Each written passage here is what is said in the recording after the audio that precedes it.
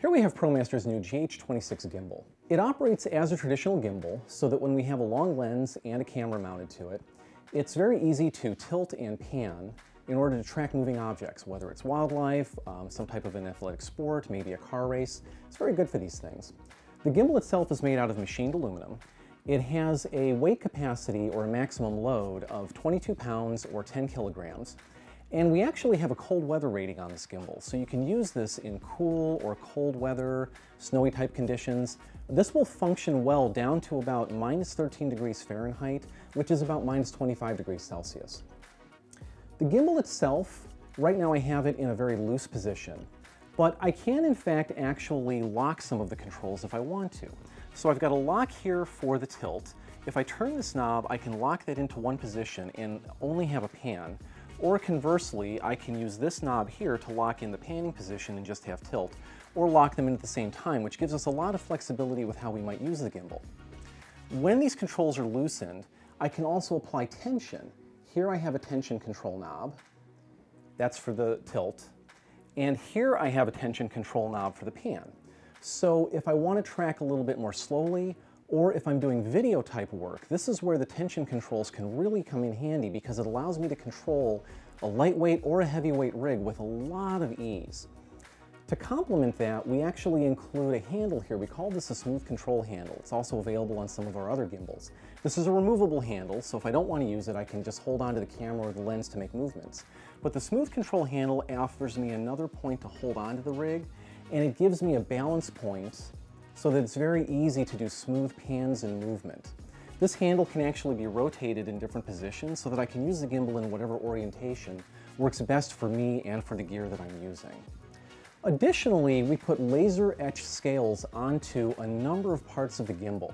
So we've got it along the pan base here with numbers. We have it along this horizontal movement because this upper arm can actually move back and forth for centering the camera.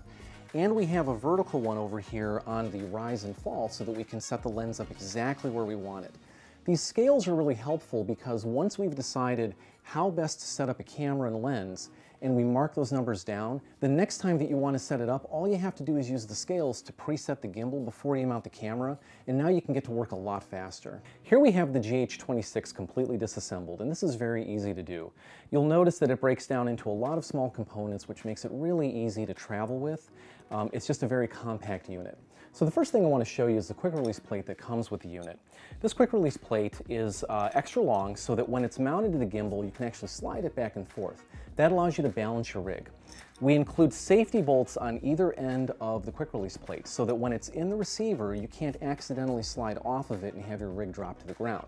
If you want to remove those, a simple Allen key that's included with the unit can be used to remove those. Also on this unit, we have two different mounting bolts. We have a 1/4" 20 as well as a 3/8 16. Now you can use either one of these, or with some lenses you can actually use the two together because some of the longer lenses from major manufacturers have both of these mounting bolts in them. And when you mount them together, then you end up with an anti-twist setup so that the weight of the lens can't twist on the quick release plate. Finally, there's a spring-loaded anti-twist pin in the plate. This is useful with camcorders for the most part that have an anti-twist hole in their base.